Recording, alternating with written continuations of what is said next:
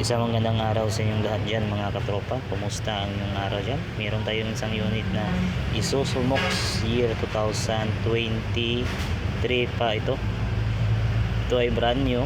Ang issue niya ay nawawala yung aircon dahil may nakita tayong problema itong kanyang radiator fan.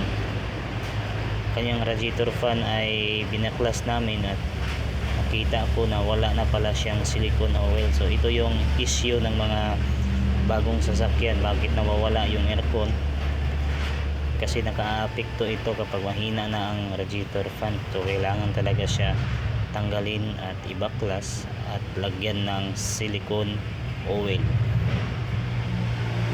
Lagyan ng silicone oil para maibalik yung maayos na pag circulate ng kanyang hangin at sa radiator, kasi naka-apekto rin ito sa makina. So ito yung issue, dahil humihina na yung radiator fan, naaapektuhan ang aircon. So kailangan siya ng refillan ng silicone oil. So dagdagan natin ng silicone oil para maging normal na itong Isuzu MOX, para hindi na siya mawala ang aircon. Wala naman siyang leaking dahil nga nag high pressure, kaya yung aircon ay nawawala yung ginaw. So ito na yun, kita natin na maganda na tumitrip off na yung compressor, kasi yung una hindi tumitrip off ang compressor dahil nga high pressure.